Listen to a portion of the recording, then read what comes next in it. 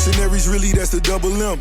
Born baller, baby boy, I be above the rim. What's good, family? It's your boy Just Blaze, host of the best NBA pod in the game, Above the Rim. Keep it locked each week and join myself and a special guest as we tackle the latest rumblings in the league. If it's happening in the NBA, you know I got you covered. Make sure you subscribe on all platforms and leave that 5-star review. Let's get it. Get out of here, man. That's my team. Hey, right yo. Cheers. Yeah, hey, Patty coming back to the BK. Wow, Black cold, and man. white. Hey, you balling. I got 40 tonight. There's going to be problems for the Boston Celtics this year. I'm telling you. Fuck out of here. We know how to lock Patty ass up. This guy's a problem. You remember that quote I said? Which one about? Ain't ducking, no smoke. We run up the chimney. Simple as that. We ain't no conversations about not letting nobody get under your skin.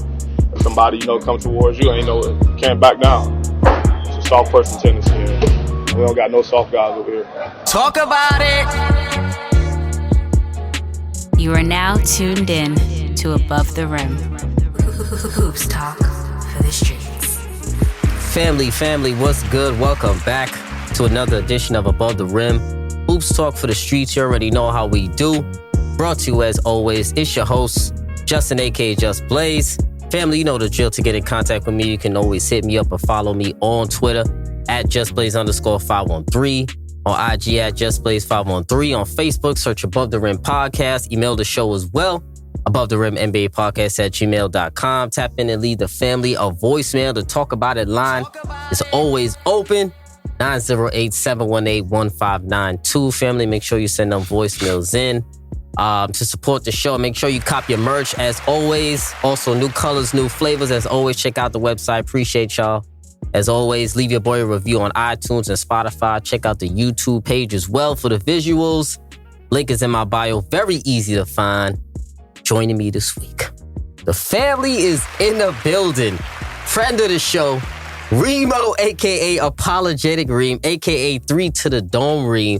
What's good, my brother? How you living? Can I even call you Apologetic Reem anymore? You apologized already. Yeah, I already apologized. That was a Zion apology. I've cleaned my sins.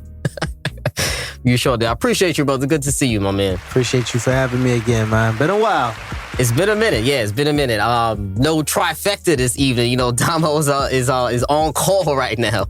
But we're going to hold it down for my man. And make sure you family, you go follow Reemo at Rich Threads on IG, at Let's Talk Hoops TV on Twitter. Make sure you're giving him all the mellow smoke because he's ready for it as usual. And yeah, it's playoff time, my brother. Before we leave out of it, we definitely got to give your thoughts on the Melo season and the Lakers season before we get on out of there. But oh man, I gotta hear while I have you here. I gotta hear your thoughts on Melo because the Lakers. I didn't even get to give a Lakers eulogy for this season or how dead they were this season. But R.I.P. R.I.P. Man, I know you got to smoke for Vogel too. I tell you that right now. Shit. Yeah. So I don't want to waste any more time right now, fam. We're about to talk about this action, this playoff time right now. We're talking about the smoke. We had some season awards. It was only really Defensive Player of the Year that was really given out. Marcus Smart won that. So shout out to him. He was the first guard to be named Defensive Player of the Year since Gary Payton in 95, 96. I'm not mad at it, Reemo. I mean, me personally, I have Mikhail Bridges. He was my vote. To me, Mikhail Bridges consistently locks up the best opposing team's perimeter player each and every night. Marcus Smart does that too, but to me, I think Mikhail Bridges is a lot better at locking dudes up and can lock up more people because of his size, versatility, long arms, etc., etc. But I'm not mad at Marcus Smart getting Defensive Player of the Year. How you feel about that? I'm actually in agreement with you.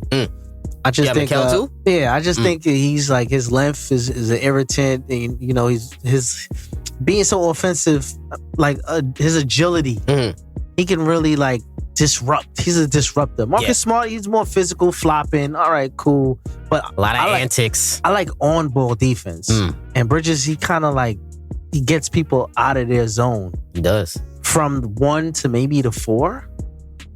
Position. Yeah, from 1 to the 4. He does go 1 through 4. And I like what I see from him all year round. Yeah, I agree with you. And one thing that I always notice about Mikhail Bridges is when he plays defense without fouling.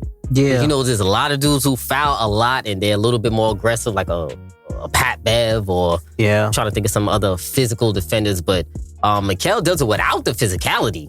He gives me like a Derrick Jones Jr. and Iguodala blend because of his lankiness, and Iguodala's kind of more smart, heady, like cerebral. He's able to play the bigger fours because of his hand movement, and he kind of is all of that mixed in one. But I guess Marcus Smart is more boisterous and I think loud about it. I guess. I'm gonna be honest. I think he won a little bit off of reputation also as well. Yeah, he's like the heart and the spirit of the team, I guess.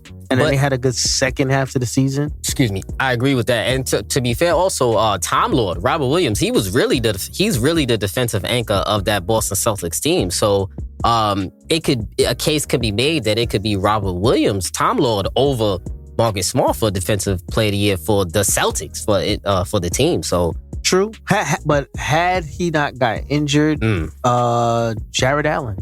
Oh, Jared Allen too. Yeah, he definitely is a candidate. Bam Adebayo also as well. To me, was a candidate.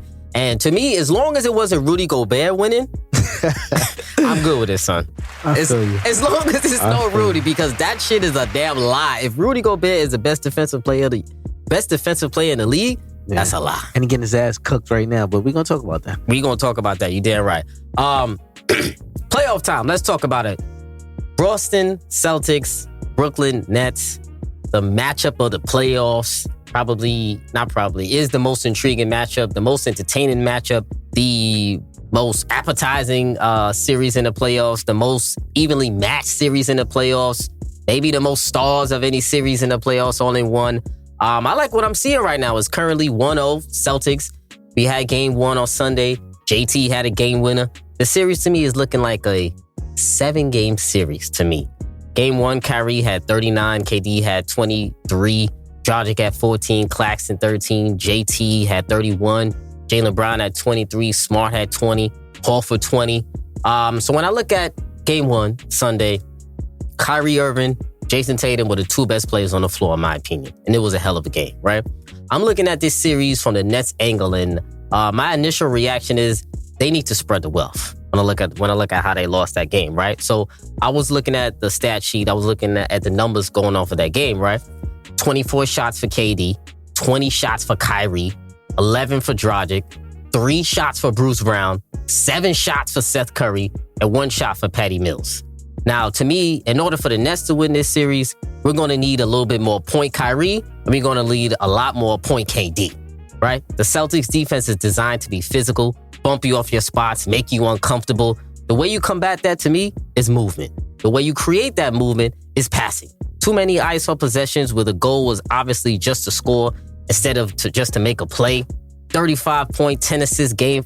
A 35-point and 10-assist game from KD, to me, is more important, more impactful, and more valuable than a 50-point game from KD, in my opinion. So when I look at how Game 1 went with the Celtics and Nets, to me, spreading the wealth is more key for the Nets right now. Even though KD and Kyrie is definitely going to take over no matter what, I think they need to spread the wealth in order to combat that elite Boston Celtics defense that they had in this series, because they're bumping them off the line and they're getting very physical with the Celtics. So talk to me what you thought about this series, what you've seen so far. It's only been one game, but what have you observed this far in this series, brother? It's a lot of emotions with the backstory as well. Being that, Kyrie used to play for Boston. Yeah. He stomped on the little leprechaun. And they were mad about that. Then he heckling with the fans with the middle finger. He just got fined for that. But my thing is, they got to combat the physicality that they're bringing with KD. Yeah. And they got to find a way to get Drummond some touches. Because Tom Lord isn't there this series. Yeah. Who's this? Daniel Tice, Al Horford is the 2 starters. Then you got Grant Williams coming in. You gotta let your big man feed and get these. Horford, you're not gonna get that for the rest of the season. For the rest of the series, you're not gonna see. Horford gave you 20 and 15. Yeah, he went 5 for 7. So you're not gonna get that again. Yeah. You're not gonna get that. So you're not gonna. That's a scratch. KD's not gonna play terrible again. Kyrie got the emotions out of it. Right. So now everybody settles down. Like you said, you have to find others to get involved. Yes. You got to figure a way to... Seth got to wake up. Go ahead. Stop being FanDuel, he messed me up already, so I'm done with him. Only 7 shots in game 1 for Seth Curry. You need a lot more. I know than he's that. hobbled because he does have a bad wheel, but you got to find a way to get him open shots by using the attraction that KD and Kyrie gets. I know they both can get hot, but if you get others involved, those shots become so much easier far in between. Yeah. Where you don't have to play hero ball because at the end of the game, it came down to 1 bucket. And after all of that, and mind you, I said KD played terrible. Yes, he had a terrible game. By his standards. Very physical. And at this point in time, he's going to know, like, let me take the emotions out of it and let me get to my sweet spots. So I see this going 7 because the young kids are no longer scared of the wily veterans in the NBA anymore. Yeah, oh no, it's over for that. They're playing them as pairs now. So it's just, you have to use your veteran savvy to outmatch the athletic ability of them running and gunning. It made no sense them 2 guys running at Marcus Smart at the 3-point line, and KD got to move his feet. You saw how he was stuck, how he paused a little bit. He never went anywhere after the free throw line. I think he froze a little bit, though. I'm not gonna lie. That, if you think about it in real time, that play happened kind of fast. There was a lot of shit going on in that last. First of all, I couldn't believe, I thought Marcus Smart was gonna shoot that shit anyway. I think at the game when I thought he was gonna shoot it, he was smart enough to pump fake it and drive it in. Usually, maybe earlier in this year, Marcus Smart would have took that shot. He wouldn't even have cared. He would have just took that shot. But now I really like to see the progression. If you notice, the progression of Marcus Smart as a playmaker and as a point guard now. So because he's more playing the more of the point guard role. Remember early in this season, he was saying Jason Tatum and Jaylen Brown doesn't pass them more. They selfish. So he said he wanted more point guard duties. And I got to give him some credit because that was an excellent decision to pump fake that. 2 defenders in the air and then give it to a running JT. Did he have much choice, though? He could have jacked that shot, though. It was 2 damn near 7-footers. It was. But remember, maybe at the time, too, maybe you're not looking up at the clock and you might think it's more. It was smart. Might think it's less seconds than you actually have there. But it was a great pass. It was a phenomenal pass to JT. More impressive was the spin, the catch, the spin, and the layup. It was that. I've never seen that move done in such a tight window. In a game winner? Yeah, that was tough. Shout out to my son JT though, yo. With the ballerina feet. And that was, he spin right off of Kyrie in front of Kyrie's face. He didn't even have a chance to even try to block it or even swipe at it. KD was stuck. He was frozen at that point. And I like what you said about, I'm going to go back to a point that you said about the emotions, right? Yeah. Because I think the Brooklyn Nets players, when they coming into the series, especially coming into this game, it was a lot of emotions. And I think KD and Kyrie, especially Kyrie in particular, took this game very personal and is taking this series very personal. So I think the emotion factor is something that the Nets, a hurdle basically that the Nets have to get over in order to win this series also as well. You don't think they got it out that first game? Because all the emotion that was in it, they ended up losing. So it's not like they took that high and then ran with it. So it's like, all right, we got emotional. It didn't work to our benefit. We lost. I think, yes, in their minds, it got out. But I think once they step back into that arena, I think the fans are going to be a little bit more rowdy because of all the antics that Kyrie was doing, because of all the shit that Kyrie was doing. I think they're going to be more aggressive. More I think so. It's Boston. Now, listen, I'm going to tell you right now, Ree, I've been in the TD Garden, right? I've been in there on a playoff game, 2008 and 2009. Me and my brother was up there for a Boston Celtics playoff game, both years. And that crowd over there, wild. I heard it get real racy. Real racy in the crowd. I remember, I forgot who were they playing. Was it Atlanta? I believe it was the Atlanta series that the Celtics were playing them, if I'm not mistaken. Don't quote me. But there was an opposing fan there. He had on, I believe it was a Hawks jersey or whatever the team was. He had on their jersey. It was in a section full of Boston Celtics fans. Yeah. The dude who's controlling the Jumbotron put it straight on that fan and made the whole stadium just straight boo this guy. Wow. Straight booty. He was there with his chick too, so I felt a little bad with him. She was like, damn. Did he take it off? Nah, he left the shit on. He actually embraced it, so I wasn't mad at that. But that just goes to show that the crowd over there in Boston, how crazy they are. And I don't know what they said to Kyrie. What do you think it was just what he said that they said it was a little bit more? It was probably crazy, but like, You a professional. Like, Yeah. I mean, How you feel about that? You think Kyrie was wrong for a little over the top. Like, it was a little over the top. You could... I mean, the gestures is extra, whatever. He was kind of wilding a little bit. You get a little gargle. He did a little middle finger, a little Stone Cold action. I get it. I'm like, all right, cool, but you gonna pay for that one. But then in the back, he told him, you know what I mean? Yeah. The dude in the back too, right? Yeah. Perform.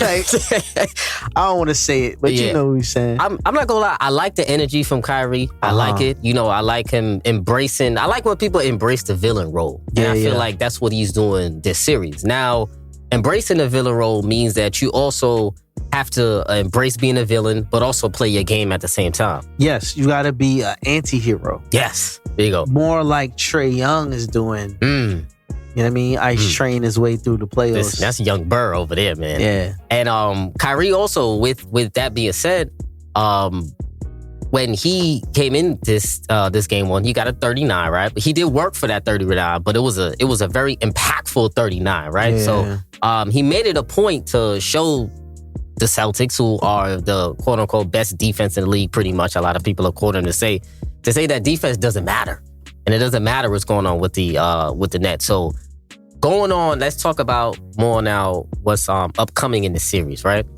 The defense of the Celtics. JT versus KD.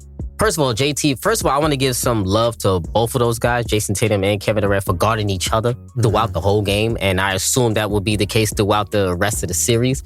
So I really am impressed by that. And shout out to those brothers for doing that, because it's great to see some mano-a-mano finally going on. You know, a lot of people love to cross-match and duck in their immediate matchup. But how do we see the individual matchup going forward for the rest of this series? How you looking at it? JT versus KD? I think those two are kind of like a washout. And on the numbers of Kyrie and the cat? Jaylen Brown? Jaylen Brown is kind of a washout. It's the others.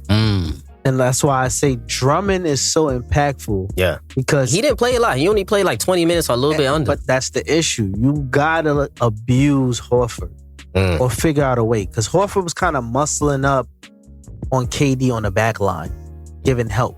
You gotta find a way to get, like you said, the others involved so you can get those numbers.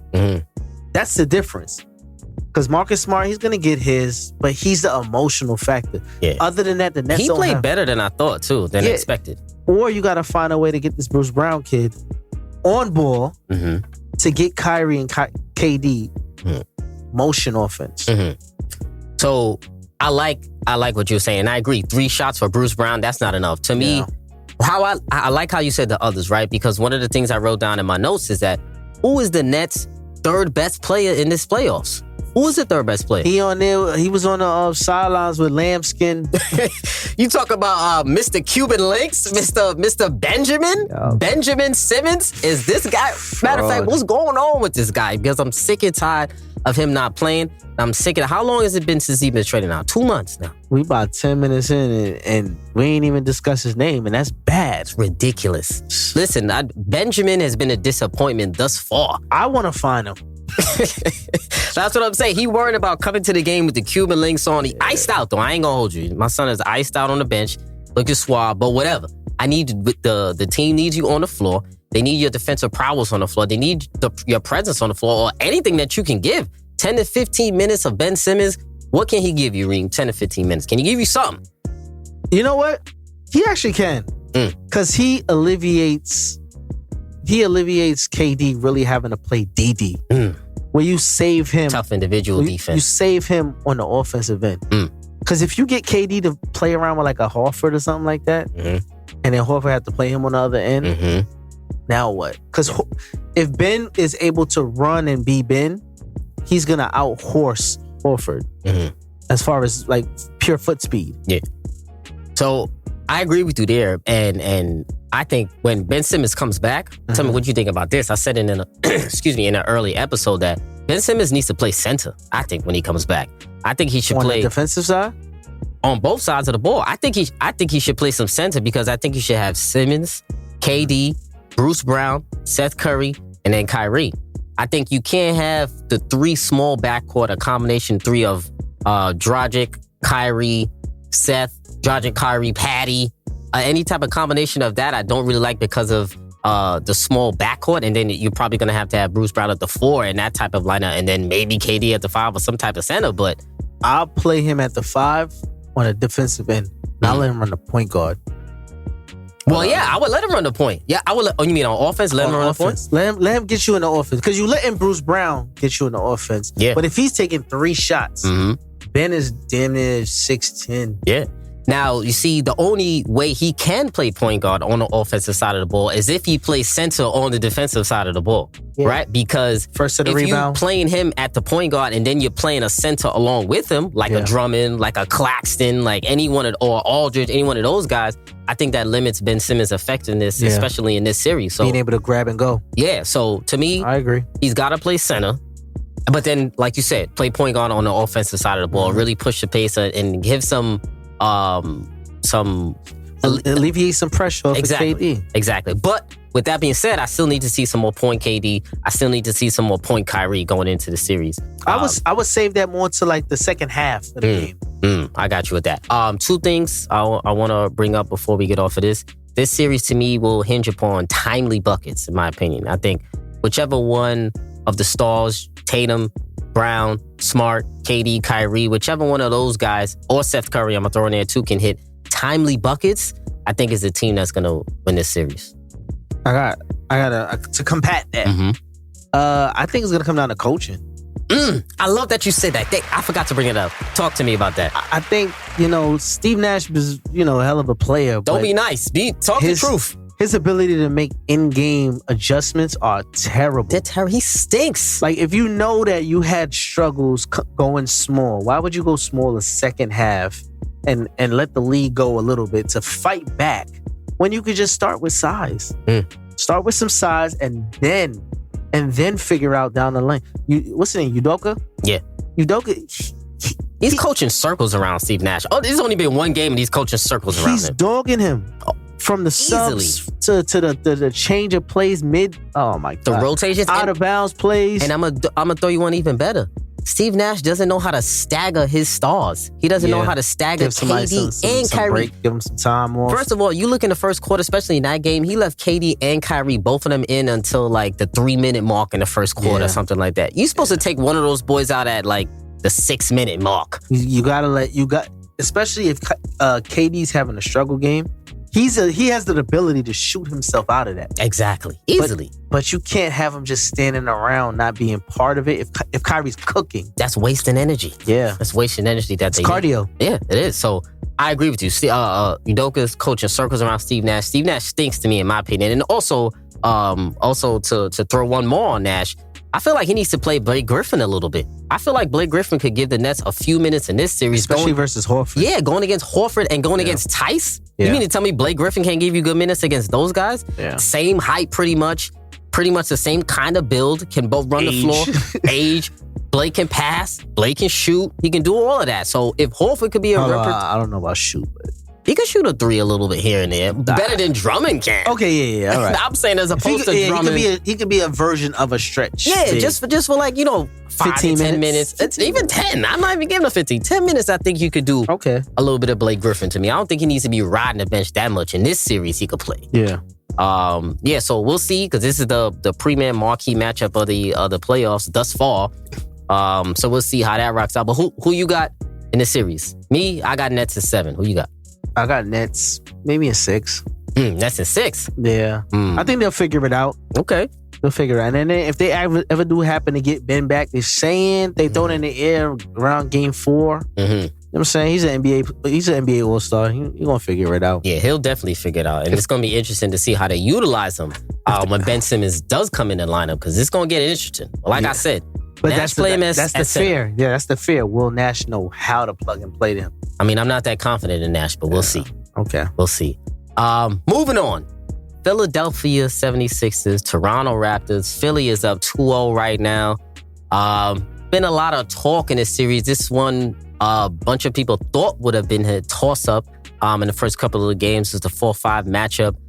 The Toronto Raptors are dealing with some injuries right now. Scotty Barnes is out. Trent is dealing with some injuries.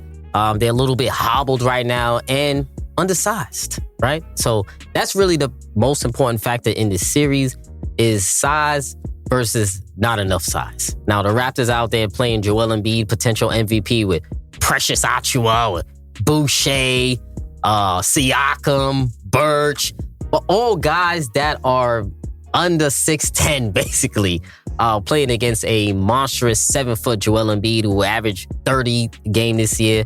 The first center to win the scoring title since Shaq. No slowing down Embiid, right? So we look at this series right now, the Raptors and the 76ers.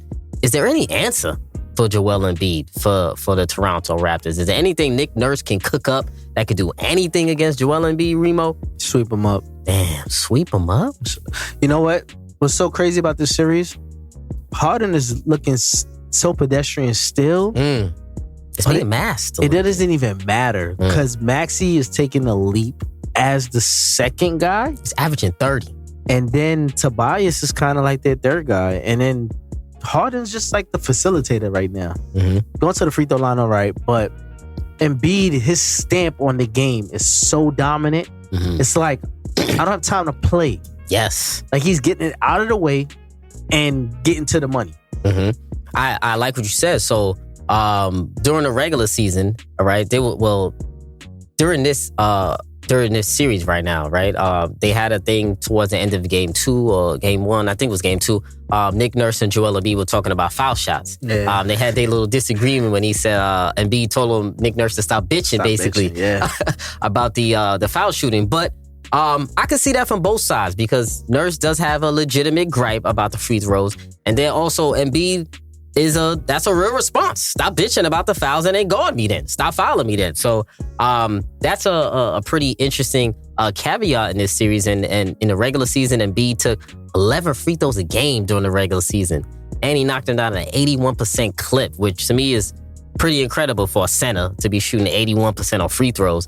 And the only other player since the year 2000 who got to the free throw line as much as Embiid is James Harden and Shaq. Let's see the difference in those two. Embiid kind of has a skill set of a Harden to get to the line. Shaq was just a dominant big guy. He was just massive. The most, but you blend that because Joel runs the floor. He's elusive. He has Euro steps. He does flare his arms, whatever. But that shows how smart he is as a basketball player. He knows how to draw a foul, draw a contact. And that's an art of itself. It's what scorers do. And he's mastered it all. So it's not like he's taking threes and jumping into people's bodies like some guards. He's just saying, I'm bigger than you. I'm going to body you. And when you try to put your body against me, I'll let you hit me. Also, the fact that Embiid pump fakes a lot and people bite on his pump he can fake. Shoot. Exactly, because he can shoot. And you always talk about big men who can shoot. You hate big men who can't shoot. You used to get on Giannis a lot for that. But Embiid, he hits those jumpers and he takes those jumpers. You remember a few years ago, people were mad at Joel Embiid for taking many threes. Too many jump shots. But now I think it was about taking threes before. Now he takes a lot more mid-ranges. He posts up, faces up, pump fakes, gets to the basket, either gets fouled, does a little spin. Like his arsenal of moves this year is really crazy if you look at it. I'm gonna tell you why.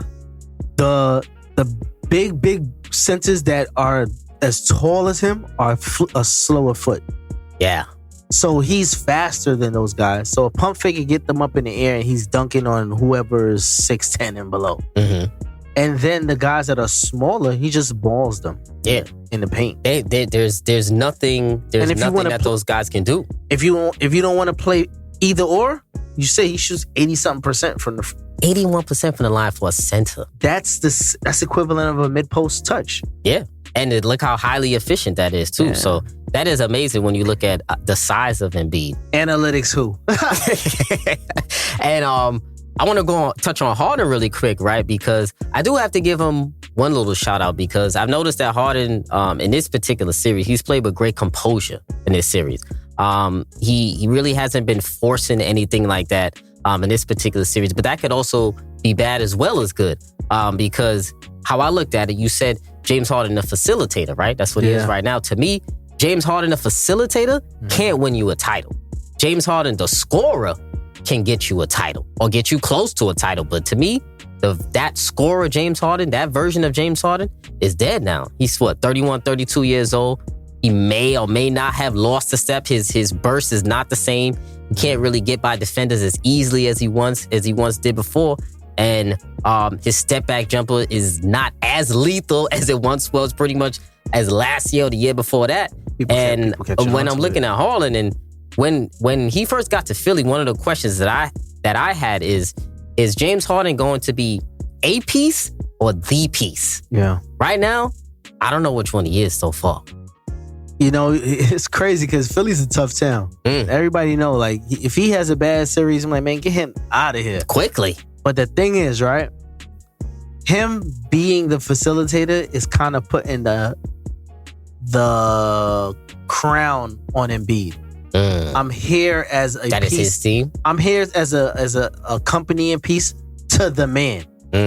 But why would you pay him as the man next year? Because Harden is looking for that contract extension. $200 million A big boy. extension. Now, is he giving over $200 million worth of production? Yeah, that's the question. I don't know. Especially moving forward. Moving forward, because now you've seen this James Harden that you're getting right now. This is going to be the James Harden going forward. Unless he could turn back the hands of time out of nowhere. But I don't know how he can, because from this point on, it only gets more difficult. Yeah, he's giving me a D'Angelo Russell type of feel. Like, I mean, I hope he better be better than that. I'm just saying, like, that's what he's at. Like, You mean right that now. level? Yeah, that level. Yeah, right. The way he's playing at right now, like he can score a little bit more of a facilitator. He'll hit a few open shots. Yeah, his buckets right now, to me, and that's at this particular moment, are not as impactful. Yeah, as he's they not once creating were. them. He's taking what's given to him, basically. Yeah, exactly. So it's a little bit more of a passive Harden, and I don't know if that type of Harden is enough for Philly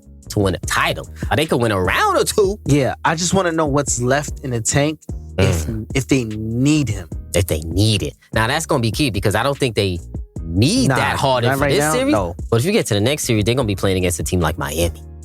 They're going to need the scorer Harden to really come through in a series against Miami. So like I said before, is he going to be a piece or the piece for the 76 team? We'll see, man. But I'm a little disappointed on the Raptors really quick, because I actually had the series going 6 or 7. I thought they would give the 76ers more trouble, especially on the perimeter.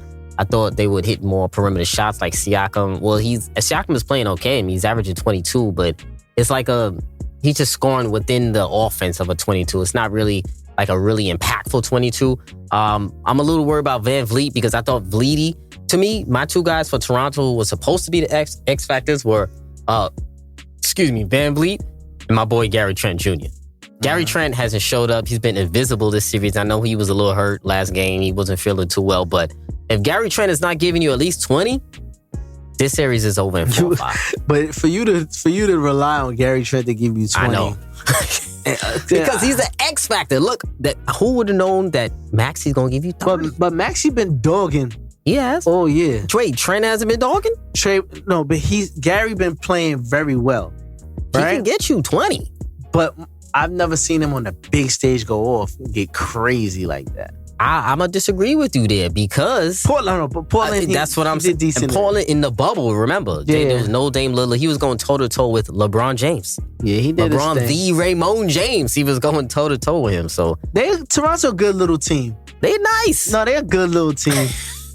I always told you, Pascal Siakam is green as a thumb. Yeah. He got a lot of work. And when you got to play a team for possibly 7 games, they're going to figure ways to exploit what you're not good at. Yeah. Oh, yeah. Yeah, You know they're what I'm definitely going to expose your weaknesses. Especially like Doc. Doc is not the best X and O's guy, but he's been around long enough to kind of neutralize their best player.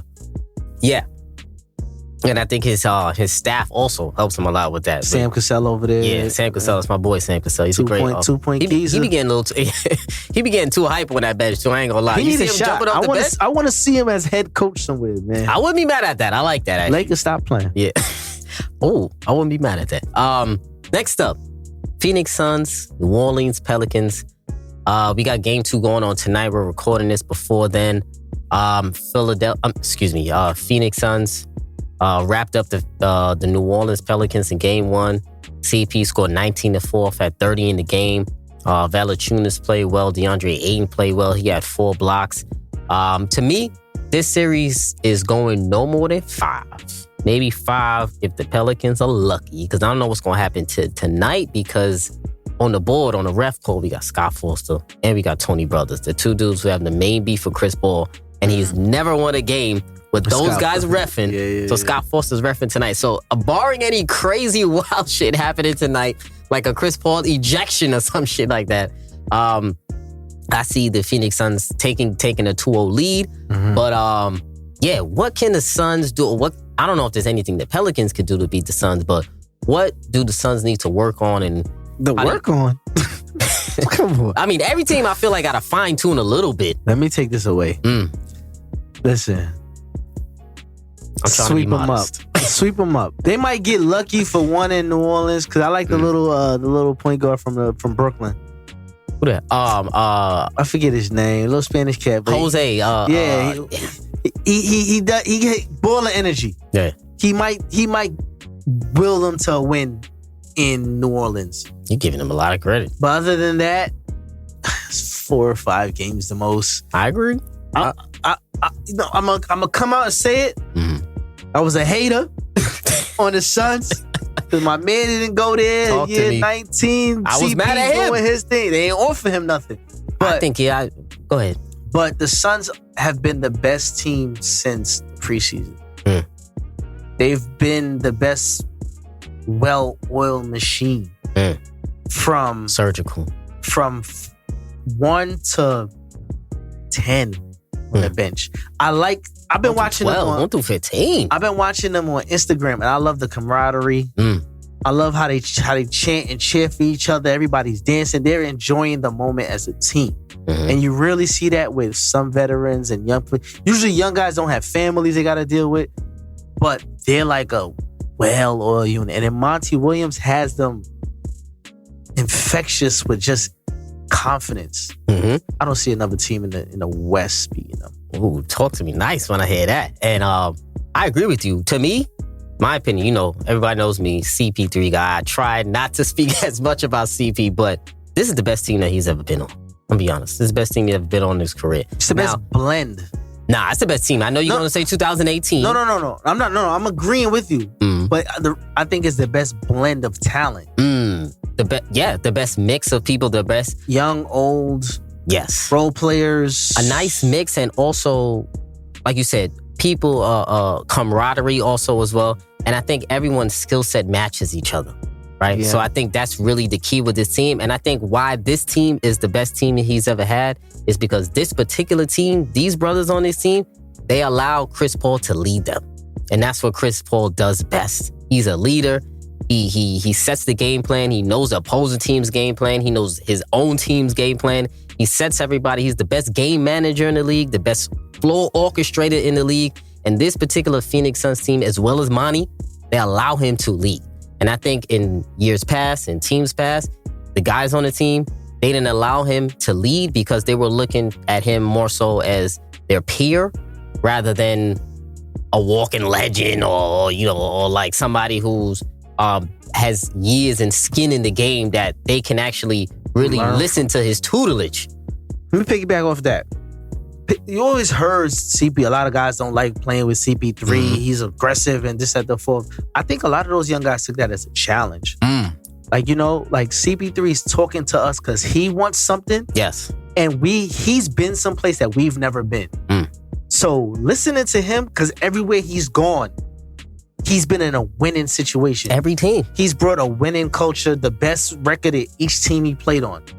So they won a franchise record in every team he's been on. Every team. And every player that subs in for another player on that team, there's no drop-off.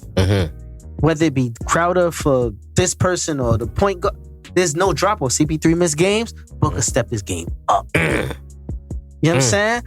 And I get the whole contract situation that they was dealing with, but then calm them down. You got JaVale. One of the best teammates I've seen in the whole NBA. Yes. And I'm not even a Suns fan, and I noticed this. I said, damn, this team's good. And I noticed that from week 1, 2.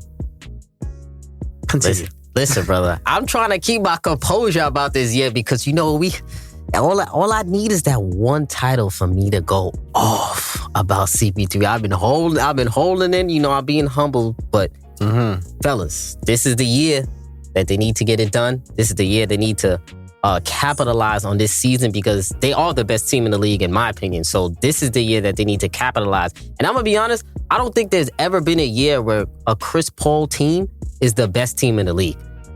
I don't think there's ever been a year. The best team in the league, maybe 2018 when Harden, but they weren't the best team in the league that year. Yeah, consensus by everybody else. Record. Yeah. Yeah, they had the best record, but it wasn't the best team. No, I could look at them and say that they're the best team on both sides of the ball. The way they play, just overall, they're exceptionally Bridges and coached. Crowder, that's a lot to do. And then Ayton in the back line and JaVale. Remember I said the Lakers are gonna miss rim running. Yep.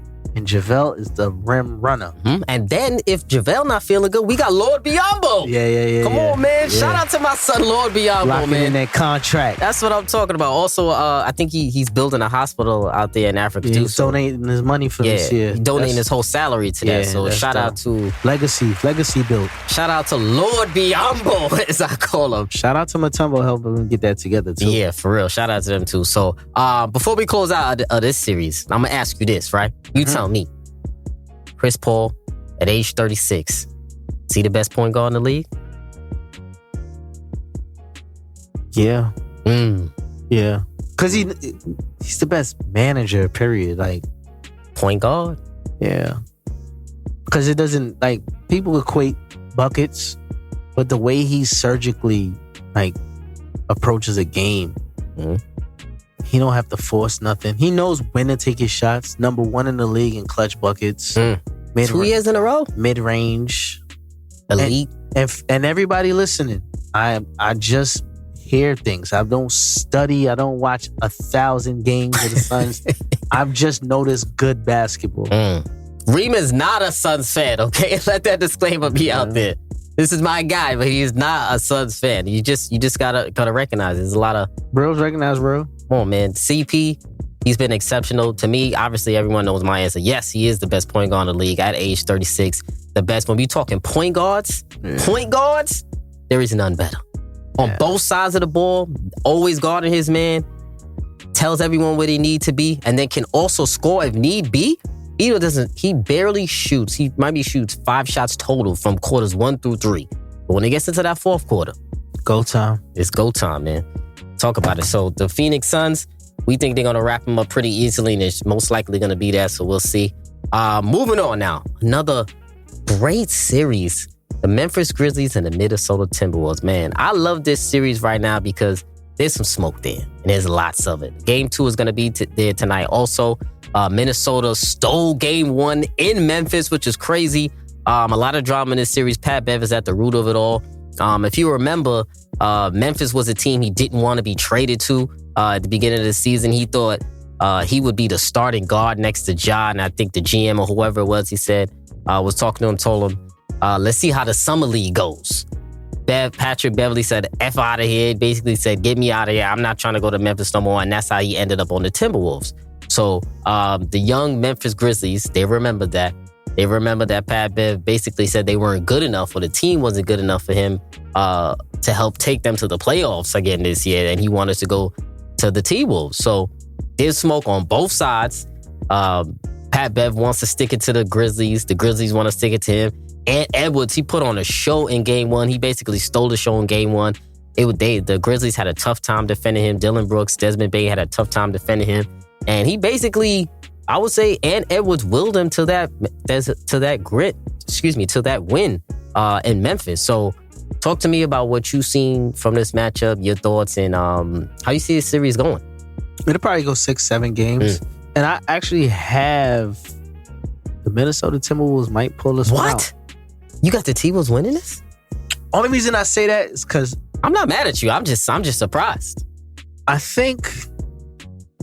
just think Memphis has probably, it might be still a little too green. Really? And think so? They won the playoffs last year. And I'm not really getting that future star feel from Jaren Jackson Jr. Future star as in what level of star? He was supposed to be in that Bam conversation coming up. You don't think he is? No. He doesn't give me that infectious feel. Like, all right, aside from Ja, I'm looking more at Brooks to be Bane. I'm just saying, like, the guys that I'm going to lean on. Oh, okay. I'm not really going to lean on as far, well, offensively, I don't think you can lean on him because you can't dump it down to him. But you should be able to, though, is what I'm saying. Well, that's what he needs to work on. Yeah, but so him and Bam is around the same time. Bam is above Triple J to me. He's a step above. No, he is definitely. But I'm saying that's supposed to be your marquee. Like he's supposed to be in that bracket of players where you're trying to be, and Cat outplays him. I can't believe I'm about to say this. Yeah. Catty. Can't believe I'm about to say this. The difference maker in this series is Pat Beverly. In terms of what? Physicalities, mental? How much he can force his will for his team to win. Because I really, truly think Ant-Man is the man for the future. Yes. Over Ja. Oh. Over Ja. Over Ja? Over Ja. Future projections? He can do everything that Ja can do. He can. Right? With a bigger frame. He can. And he plays with the ball less in his hand. But he takes some wild ass shots. He's a young kid. He is. But it's the irrational confidence is why he's taking those shots. And I ain't mad at that. But I like it. Yeah, I do too. I'm not gonna lie. I'm not gonna. But over Ja? You know Ja's my son. I'm talking about projecting down the line. No, I know. I feel you. I mean, you're not wrong for saying that. I mean, that could definitely something about that smile remind me of Michael Jordan, like 80 something. Well, I'll tell you right now, he owns the post game press conferences. I do give him a lot of love. Yeah, I give him a lot of love because you know these young guys, especially these young cats nowadays, they don't got no personality. Yeah, he got it, and he got all his teeth. That's true. That he does, and I gotta give it to him because he's not afraid of the media. He's not afraid of talking about what he's going to the game. He's not afraid to say, "I got what's on his mind." He said, "I got a dog." Come on, his name Ant Jr. Come on. So I like that. I gotta give Ant some credit. Game 1, what did he have? 36. Yeah, 36, 2 rebounds, 6 assists. He played fucking phenomenal. If he could figure out that jump shot to get it consistent, because his 3-pointer isn't consistent, but it's more consistent than Ja. Oh yeah, 100%. He's way more confident in that 3-point shot too as well. And then if we're going at the rim, he does the same things that Ja could do at the rim. And when I'm looking at this series, right? Well, Karl Anthony Towns played great. Game 1. About time. Yeah, he was all over Steven Adams. I think also that's the adjustment that the Grizzlies need to make. Way less Steven Adams. Yeah. Triple J is going to have to play at center, and then you're going to have to play Brandon Clark in it at the 4 a lot more. Yeah. Because the way the T-Wolves shake up, their front line is versatile. Cat he's not a center. He's really a power forward, but I mean, he plays center now. And he's not really an intimidator rebounder in that sense of the form, but on offense, on the offensive side of the ball, you can't put Steven Adams on him. You can't leave Steven Adams out there on the island against Cat. It's just not going to work out for you. More athletic than him. Yeah, so Steven Adams is going to have to play the first 5 minutes of the game, come back out, maybe not come back in. You got it. And D'Lo had a really slow game. Yeah, he had like 10 points the first game or something like that. He had a bad game. He had a great playing game. And then Cat had a bad playing game. And, you know, if they could get all 3 of those guys on the same page and Pat Beverly ends up with like 10 to 12 points, they win. I can't dispute that. But me personally, I have the Grizzlies winning this series. But to me, in order for them to win this series, I need more from Desmond Bane, my opinion. And that's why I say Desmond Bane just got to this stage where he's good. Well, he played in the playoffs last year. But I mean, when he's good, though. I know. This is another. Now they're expecting him to be the guy we're looking at. Like, you have to carry your load. Yeah. Pause. You know what I'm saying? I agree. And is the moment too big? Yeah, and that's why I'm a little disappointed in him because 17 points, 3 rebounds, 1 assist. That was an invisible 17 points that he had. Yeah. No, 1 assist is basically no assist. 3 rebounds mean he wasn't really crashing the balls at all. Like, I'm looking at the numbers right now, right? One thing that I'm worried about with the Grizzlies is that sometimes they can turn into John Morant watches at times. Sometimes when Ja has the ball, when he gets a rebound, he takes down the floor, they set him a pick at, the high post or whatever. A lot of times they let him dance. They let him dance a little bit. He may or may not pass. Not saying that he's selfish, but sometimes he knows that he can get his shot at any time he wants. He can get to the rim anytime he wants.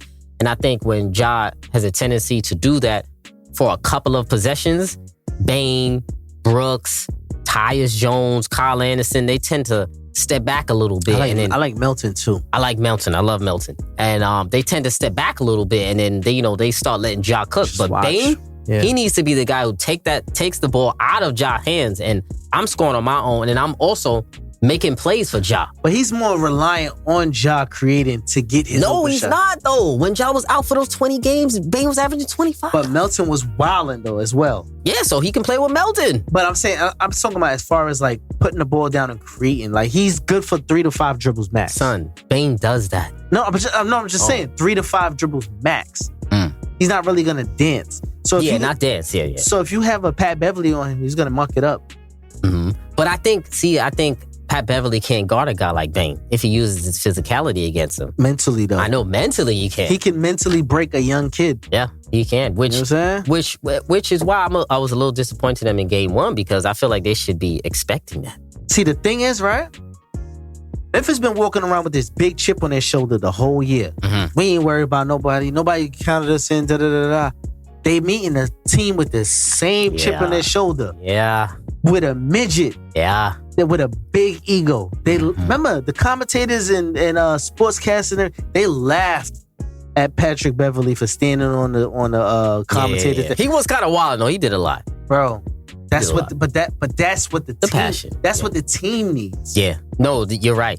It actually helped the team, though. That's what the team needs. Mm-hmm. Ant-Man is not going to be that boisterous as far as aggression. Mm-hmm. So guess what? I'm gonna jolt some into you.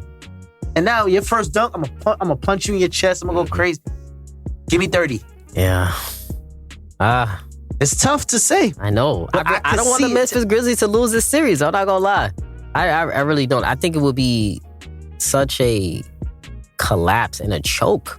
Yeah, they number 2, right? Yeah, this would be a choke, like a colossal choke job. Yeah, on a piece of steak. Yeah. if the Grizzlies lose this series, I'm not gonna lie, I'll be very disappointed. I need the Heimlich. Word. Moving on. Milwaukee Bucks, Chicago Bulls.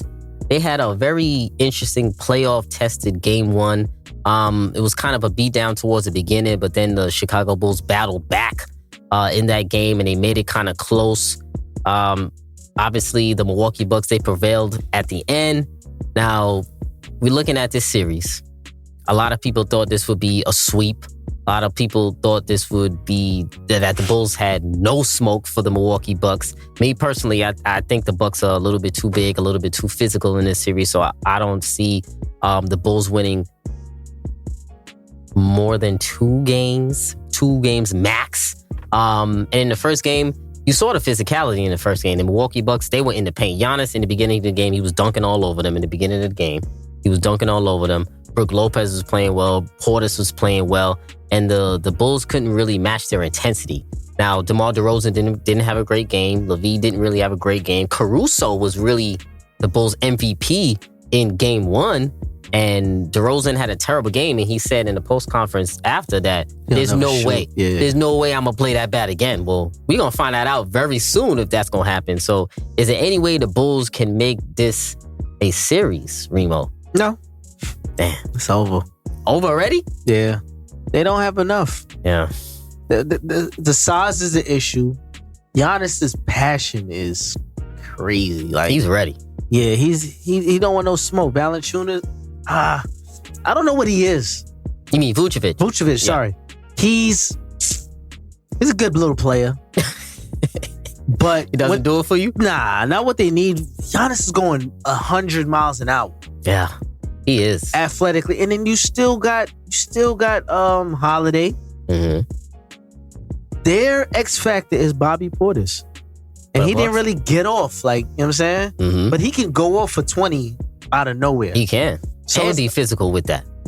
And another thing, all right, let's be real. Mm-hmm. The Bulls had a great season because it was unexpected.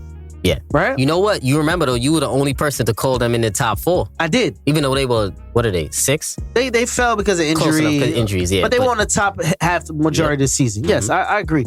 But the problem with that team is, as you look at their schedule wins, they didn't really beat any good teams. Oh, they lost to all of the good teams. all the good teams. Yeah. So when I started seeing that, I had no real expectations of them to do anything in the playoffs.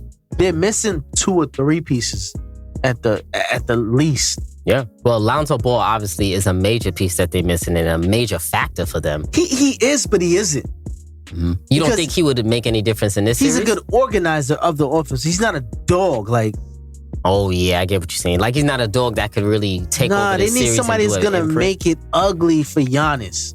They have nobody. They don't really have that. Patrick Williams ain't it. He's not going to do nothing. Small. Javante too small. Yeah. They're just too small. Like, they got a lot of energy from Kobe White. Yes. Like, he showed up. But, like, what can you expect from him, really? Do you think, when I'm looking at this game, right, do you think the Bulls were a little shook coming into this playoffs? No, I just think they know who they are. They were a great regular season team. You don't think they could beat the Bucks? Nah. You think they don't think they could beat the Bucks? Nah. Giannis is I'm not the biggest Giannis fan, but so you got to show Giannis some love. You was hard on him, but and I'm apologizing. He's just a rough, rugged guy. Yeah. And like somebody who's gonna he'll will you to a win. Oh yeah. I give Giannis so much love. He throws his body in there. He gets blocks from anywhere. I love that about him because he's not afraid to go in there and take a block and get a block from anybody who's dunking. Yeah, he's not afraid to get dunked on. And then he's not going to do the Westbrook and lay on the floor and pump a shot. He's going to run on the other end. He's going to finish the play. I love players who give maximum effort on both ends of the floor, and there's not enough great words that can be said about Giannis. And the humbleness also. He's ready to go. He's ready to play every game, no matter what. And I also love the confidence of him that he's heard the noise from last year, that he can shoot. He doesn't take shots in big moments. And if you remember, towards the end of the regular season when they played the Nets in that game, and he took that 3 at the end of the game, drilled it in front of Drummond's grill in his eye. That was a very confident shot. So I have all the confidence in Giannis, and it's going to be tough for any team in the East to take out the Bucks. Giannis is what Ben Simmons could have been. I agree. With heart. With heart. Just with a little heart. Some hustle, some tenacity. Go see the Wizard. Go see the Wizard. Who is Giannis working out with? Ben Simmons, go over there. Giannis. We didn't even speak on Brook Lopez. Yeah. Him being back. Oh, yes. It means a lot for them. Yes. They're huge. They're like dinosaurs. They're huge. That's the I don't know if they're the biggest team. They're all top 3 biggest team in the league. Middleton played terrible.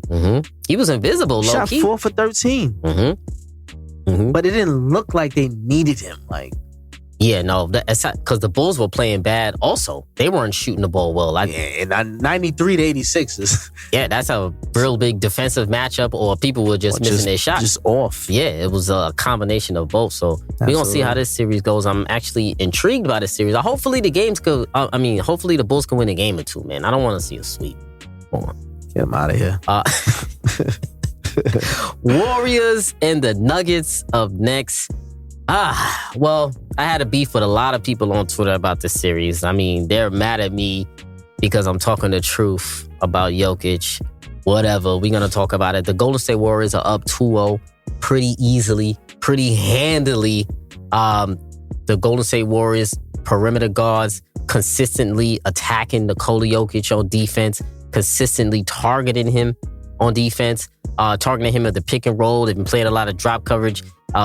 They're switching a little bit, but here and there, but a lot of drop coverage with Jokic, and he's been getting cooked on those pick and rolls.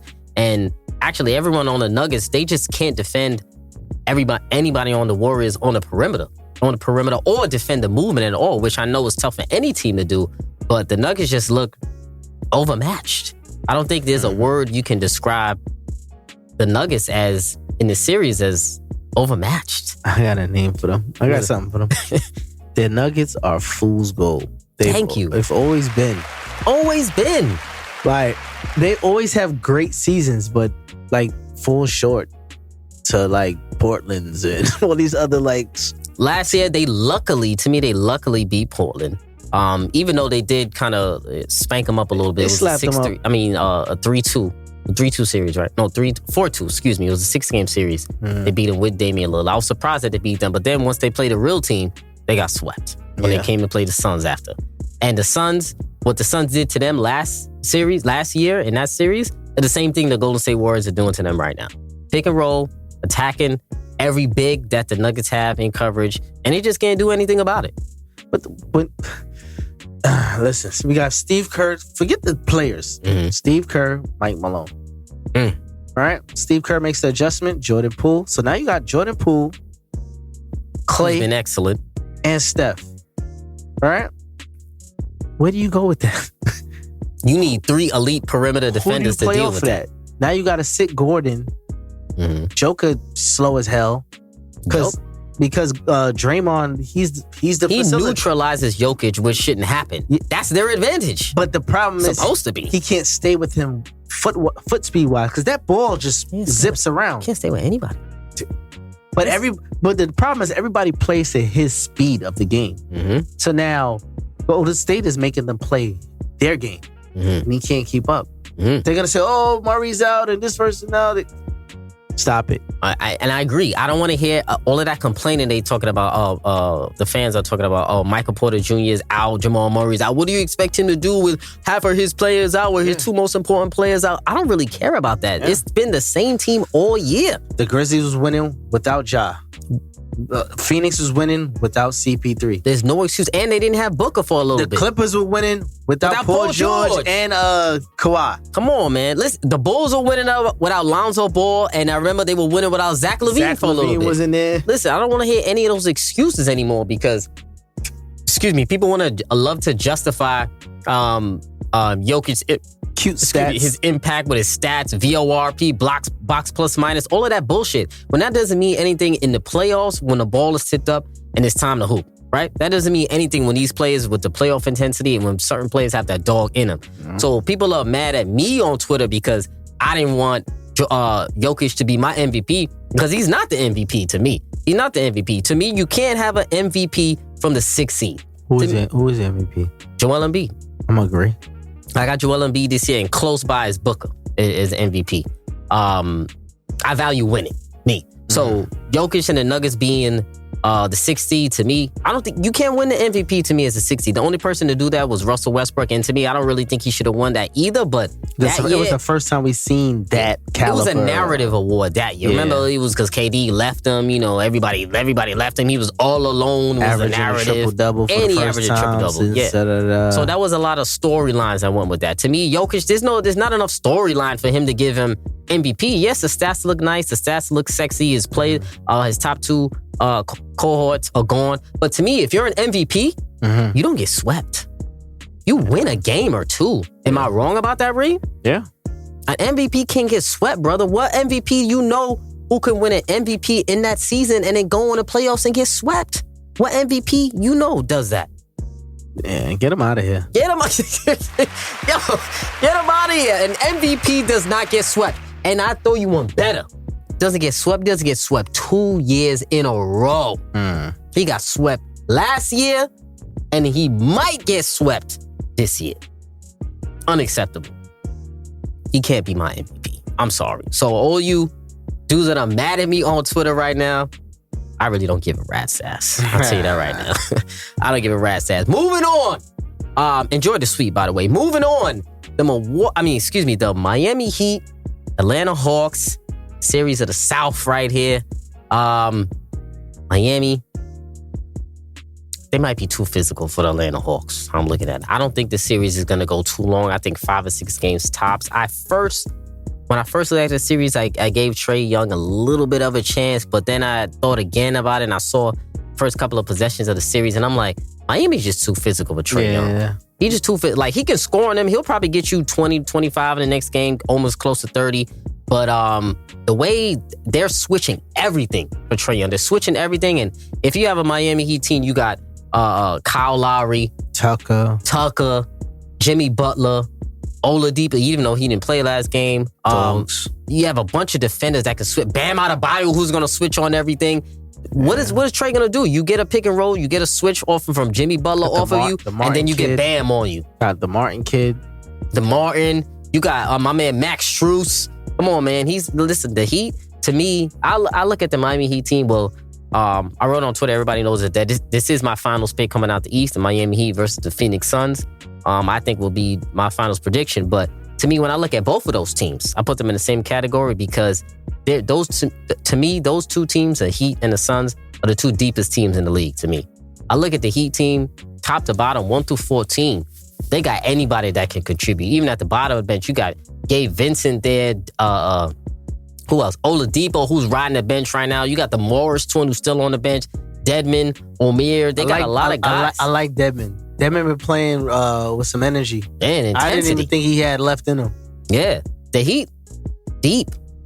And then Atlanta is missing Clint Capella right now. Yeah, that's tough. Collins is still banged up, not looking like himself. Mm-hmm. Which is why I'm not expecting them to win either. I'm not expecting much of them. I give them Miami in 5. Yeah, I think Miami. They probably get 1 at the crib. I think 1 in ATL. Heat might have a bad shooting night. Yeah, they'll probably get 1 at the house. If Capella return and the hyper extended, he might return game 5. I don't know if he should, man. He might not try to risk that. I think he should just chill because they're not winning the series. Nah, I don't think so either. Yeah, they're not winning the series. And then what's his name? Look a little scared of Jimmy. Herder. The Red Mamba? Yeah. But I got to give a shout out to the bogey, Bogdanovich. I like Bogdanovich, man. Yeah. He's fearless. He's always been tough, though. He doesn't get a lot of credit for being like fearless and really being a hooper like that. Because if you really look like in close games and like tough games that the Hawks play, he's right there in the mix, right with Trae Young hitting those big shots. And he's the backup one in the second unit. And he be talking shit too. Yeah. Why he be whatever language he's saying it is. Exactly. Rounding out, man. Dallas Mavericks, Utah Jazz. An interesting series now because this might be a 2-part series. It might be the series with Luka and the series without Luka. Now, without Luka, we had 2 games thus far. It's 1-1. The Dallas Mavericks came back at home and won game 2. Brunson had a career night. He had over 40. The Utah Jazz, they didn't play too well. At the end of game 2, what I was noticing, they were targeting Rudy Gobert the same way they were targeting Nikola Jokic. He couldn't handle the perimeter guards of the Dallas Mavericks, Dinwiddie, Brunson. They were hunting him. They were hunting him down. And then after they went by their man, also if Rudy Gobert was playing help coverage, he would come off the 3-point shooter that they have in the corner, which may be a Claver or a Finney Smith. And then Dallas was hitting their threes. So I think they hit 22 or 25 threes or something like that in game 2. They just had the game plan for the Utah Jazz. Now, how do the Jazz respond to that? Because now they're saying in game 3, Luka is probable to come back for game 3. Now what happens when you look at the series, Ring? I really don't like the Jazz. I never really bought into them. And I think, if they happen to lose, which I think they're going to lose in 6, the whole team. I got them losing in 7. You got them losing in the Jazz losing in 6? The Jazz losing in 6. Especially if Luka comes back in game 3. Which will be an indictment on them because they're supposed to win. Indictment is going to be a rest in peace to the team. They're going to fire the coach. Oh, yeah. Conley's probably on his last leg. Then you got Mitchell, who seems like he's just an inevitable to end up in New York. I know, right? You think that's happening? Yeah, Rudy, when a team's been together for so long, they always got to the same point, great season, early exit. You either got to break it up or add a new piece, and nobody's going to Utah. Yeah, not willingly, not in no free agency. But they have a lot of pieces they can get stuff for, Clarkson and these other guys. All right, cool, but we're going to have to make a move, and I think it's going to be because they're going to lose. So if they do lose, which I think they are also. Get dismantled. Yeah, I mean, it'll be crazy if they lose with Luka out too. But if they do lose, comes around to this summer, are you trading Mitchell and Gobert or one or the other? Or Mitchell, Gobert. You trading both of them? Bogan, Bogdanovich. Conley, you might as well let him play out his last years there. Play out. Clarkson, he's still young. Well, then that means he's going to go in the lottery if you trade those two. And get as much picks as you could. A la OKC way. Listen, let's be honest. Mm-hmm. There's no ring in the future for them. Yeah, not with this current roster. They had a great team and a great run for like the last 5 years, let's say. Mm-hmm. All right. Competitive run. The Lakers had the oldest damn team in the roster. Mm-hmm. I mean, in the league. And they were still favored. Like, yeah. They've been overlooked and overshadowed and outcasted. Mm-hmm. It's not working. Cut it down. It's over. I don't disagree, man. I'm not gonna lie. I think, especially if they lose this series, I think it's inevitable that this team has to break up and they're gonna have to move away from some of these pieces. So I'm gonna say something even crazier. I think Mitchell has like 2 years left in his prime. Donovan Mitchell? From his skill set, from what I see. Damn, really? He got a little jump shot though. He could. The young boys are coming. Mitchell young. He's small. If he's playing a 2. He's small. He's a small 2 guard. The D-Wade, He's 6'3", 6'2". small as hell. And these kids that's coming, yeah, they big. you compare him to Anthony Edwards. Who you taking? Right now? Yeah. Nah, give me Mitchell right now. All right. Give me Mitchell You're right gonna now. lose. 2 years though? You're gonna lose. 2 years though. 2 years he has 2 years peak prime left. 2 years. That short, bow-legged thing. Yeah. Damn, I'm starting to think about it now. Well, you know what would be funny though is if you say that the Knicks grab him up and they. But the Knicks is a graveyard. Damo, shout out to you.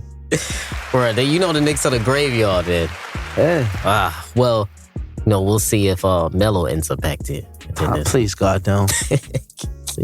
We don't have time this episode to go over the Lakers eulogy and how they died off this season, man. But I know, brother, I know you've been disappointed in this season for the Lakers and disappointed in how it went out for your boy Melo.